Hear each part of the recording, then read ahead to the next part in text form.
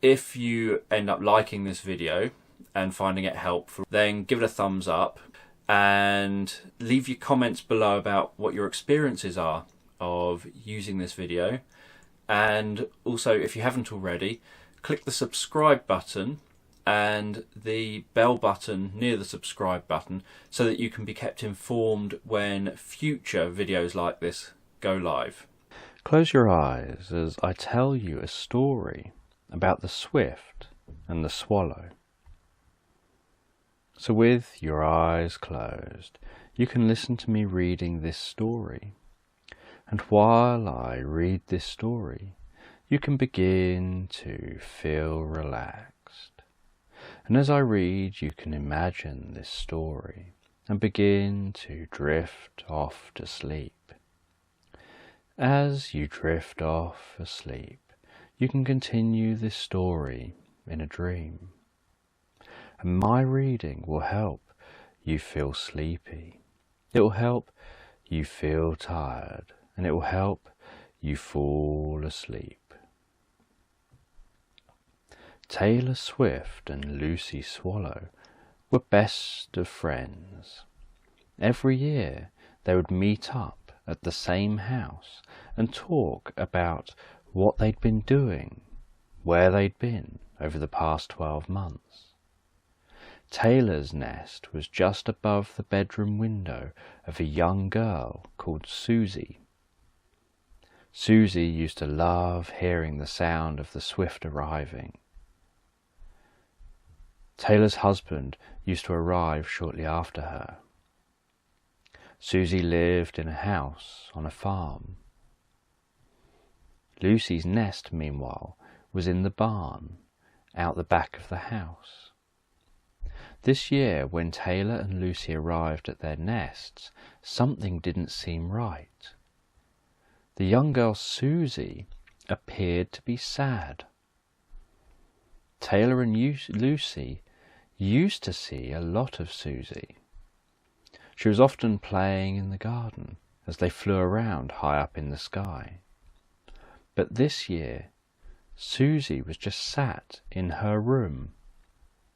She wasn't smiling or playing outside, and she didn't seem to be excited by the arrival of Taylor and Lucy. Taylor wondered what was wrong with Suzy, and whether there was anything she could do to help. Taylor couldn't land and hop around very well, so she asked Lucy if she could talk with Suzy. Lucy flew to Suzy's bedroom window and sat on the window ledge, peering in. She tapped lightly with her beak on the glass. "Suzy, Suzy," Lucy said. "Suzy, are you okay? Can we help you?" Suzy stayed sat on her bed, still looking sad. Lucy tried tapping on the window again. Tap, tap, tap. "Suzy, are you okay?" Suzy thought she heard a noise and a soft squeaky voice. She looked up and around, but couldn't see anybody there. Then she heard the tapping at the window again, so she decided to investigate. She walked over to the window and saw a tiny little swallow perched on the ledge. "Suzy, are you all right? I'm Lucy," the swallow squeaked. Suzy explained to Lucy that she was playing in the garden the other day when a magpie flew down and stole a necklace that her mum had bought her for her birthday, and she hadn't been able to get it back. Lucy said that she and Taylor, the swift who nests in her rafters above her bedroom window, would see if they could find the necklace and get it back for her. Suzy smiled graciously and said thank you, before then heading to bed. She hoped, beyond all hope, that Lucy and Taylor would find her necklace for her. Knowing that the birds were going to help, Suzy fell asleep, feeling hopeful that she may indeed get her necklace back. While Suzy was drifting deeper and deeper asleep, Lucy went back to Taylor and told her all about the magpie and Suzy's necklace. They had to decide where to start looking and how they were going to find the lost necklace. Taylor had an idea where the magpies might be, as she had seen a few magpies in a nearby field. Taylor was fit and fast-moving, so she could fly up high and find the magpies, but she couldn't hop around on the ground very well. Lucy wasn't so fast, but she could hop around on the ground and investigate while Taylor kept watch. Taylor flew over the field. She could see the magpies on the ground. It looked like they were a gang. Taylor flew back and told Lucy where the magpies were. The two birds went to confront the magpies. Taylor couldn't land, so she just circled overhead, while Lucy flew down to talk to the magpies. "Have you seen a little girl's necklace?" asked Lucy. "What if we have? What if we haven't?" one of the magpies replied. "The little girl would like her necklace back." "That isn't going to happen. What we take, we keep." The magpies weren't going to return the necklace, so Lucy and Taylor were going to have to find out where the necklace was and then take it back from the magpies themselves. For the next few hours, Lucy and Taylor flew high up in the sky, circling around and watching the magpies closely. They were trying to work out where the thieves were keeping all the stolen items. After a few hours, they realized that the magpies kept on going into an old rabbit hole. Taylor wondered whether the magpies were keeping their loot down the rabbit hole. Lucy flew down to take a closer look. She perched in a nearby tree and waited for the magpies to go into the rabbit hole. It was starting to get dark, but Lucy could just make out the magpies as they arrived at the hole and walked in. She saw that the birds were carrying jewellery and other small items. Lucy flew off to tell Taylor what she had seen. They were definitely stealing things and hiding them in the old rabbit hole. Taylor and Lucy thought of a plan as to how they were going to retrieve the necklace. They also wanted to try to get the magpies to return everything else that they had stolen to the people from whom they had taken. Lucy and Taylor flew around the field above the rabbit hole. You fly down and hop slowly and carefully up to the hole. Once you're there, I'll create a distraction, and you can head into the rabbit hole to get the necklace," said Taylor. Lucy carefully flew down to the ground without being seen.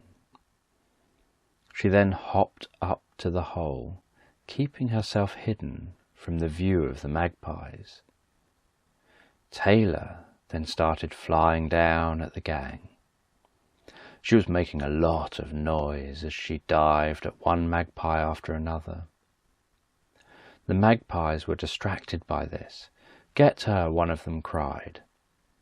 The magpies ran along and took off into the air to try to catch Taylor.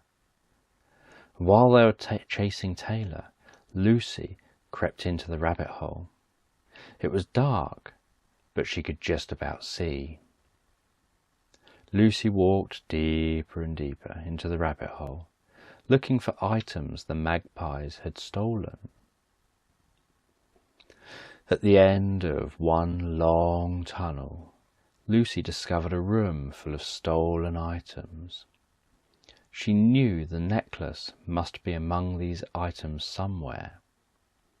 She started to search through them all, looking for the necklace. Taylor continued to evade the magpies. They may have been bigger, but their flying skills were no match for Taylor's moves. Taylor darted down through them, flew up again, dodged left, dodged right. The magpies didn't stand a chance. They were becoming exhausted. Taylor slowed down a little to try to give them a chance to catch her. She didn't want them to become so tired that they would head back to the rabbit hole and ignore her. She had to see Lucy come out of the hole first before she could let them head back there. Lucy finally found the necklace and made her way with it back out of the rabbit hole. As she exited the hole, she could see Taylor still flying around and outmanoeuvring the magpies. She sneaked carefully away from the hole before flying off to take the necklace back to Suzy. Once Taylor saw Lucy fly away, she began to accelerate and to exhaust the magpies. Eventually, the magpies were so tired they decided to land. Taylor couldn't fly down and land with them, so she just circled above them and addressed them from a distance. Taylor explained that the magpies were upsetting lots of people by taking their stuff, and asked them how they would feel if someone was stealing from them. The magpies thought about what Taylor was saying, and told her that they would return everything they had stolen in the morning. Taylor flew home and spoke with Lucy.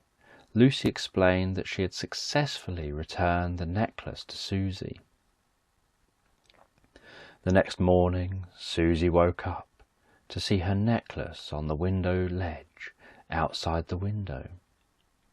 She opened the window, grabbed her necklace and put it on, before then thanking Taylor and Lucy for their help. The magpies got up early and returned everything they had taken to their rightful owners. They felt a sense of pleasure from seeing others smile as they were reunited with lost items. The magpies felt that maybe it would feel better to help others than to take from others. So they decided this was what they would do from now on. Taylor and Lucy got to enjoy the sunny weather. They took great pleasure from watching Suzy playing happily in the garden as they flew gracefully in the sky above.